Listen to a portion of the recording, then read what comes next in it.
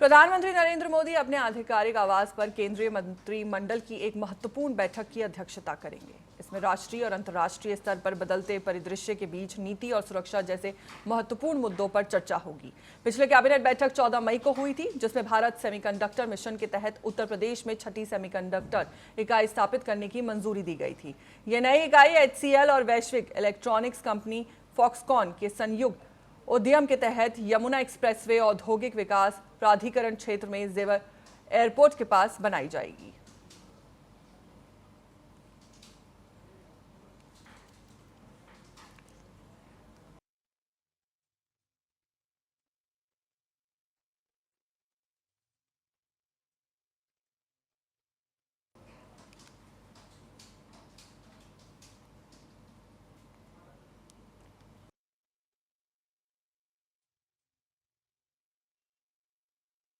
ज्यादा जानकारी के साथ जुड़ चुकी है संवाददाता अपराजिता। अपराजिता, आपसे जानना चाहूंगी, आज प्रधानमंत्री मोदी की अध्यक्षता में हो रही कैबिनेट बैठक का एजेंडा क्या है और किन अहम मुद्दों पर चर्चा होने की संभावना है?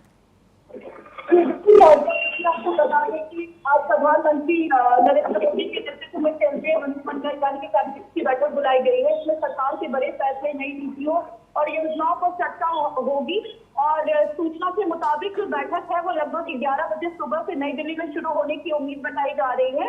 और बैठक का जो आधार है वो हर साल की तरह वही है कि देश के प्रशासन पर बजट की तैयारियां कैसी है, विकास योजना क्या कुछ है, जो भी देश में जो मैनिफेस्टो जो भी जारी किए जाते हैं उसको लेकर के विकास की योजनाओं पर, नीतियों पर चर्चा हो सकती है।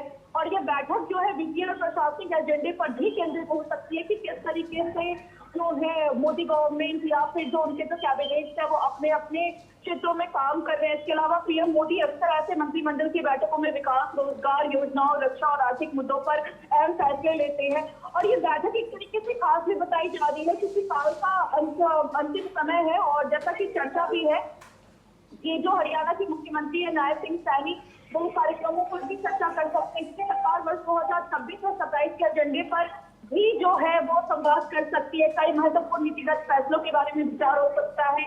और ये जो कैबिनेट बैठक है उसका समय है वो 11 बजे बताया जा रहा है, लेकिन जानकारी ये भी है कि समय सीमा जो है वो थोड़ी बढ़ाई जा सकती है।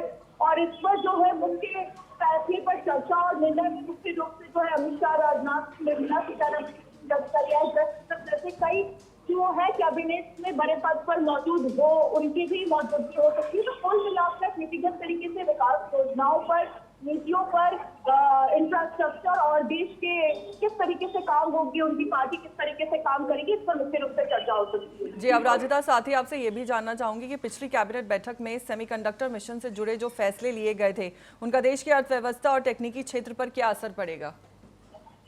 बिल्कुल, देखिए फौजिया, जिस तरीके से बैठक में कई अहम, जैसा मैं बता रही हूँ कि निर्णय पर जो है संवाद करते हैं। प्रधानमंत्री मोदी का जो है मुख्य रूप से विकास योजनाओं और नीतिगत तरीके से जो चीजें हैं वो सुचारू तरीके से काम हो सके उस पर उनका ज्यादा ध्यान केंद्रित रहता है। तो उस हिसाब से वो जो कैबिनेट बैठक बुलाते हैं वो उसमें चर्चा करते हैं कि किस क्षेत्र में और किस जो भी लोगों को कैबिनेट दिए गए हैं उस पर किस तरीके से काम हो रहा है। तो उसके हिसाब से जो भी जरूरी चीजें होती हैं और उस पर लास्ट की मोहर लगता है और जो सारी बैठकों की बात पे ब्रीफिंग करके जो है वो जानकारी दी जाती है। तो ये देखना बेहद दिलचस्प होगा कि आज की बैठक में क्या कुछ अहम निकल करके आता है और किस नीति के साथ अब मोदी गवर्नमेंट जो है वो आगे बढ़कर देश और विदेश नीतियों पर काम करती है। जी हाँ जी अपराजिता, शुक्रिया आपका हमारे साथ जुड़ने के लिए और जानकारी साझा करने के लिए।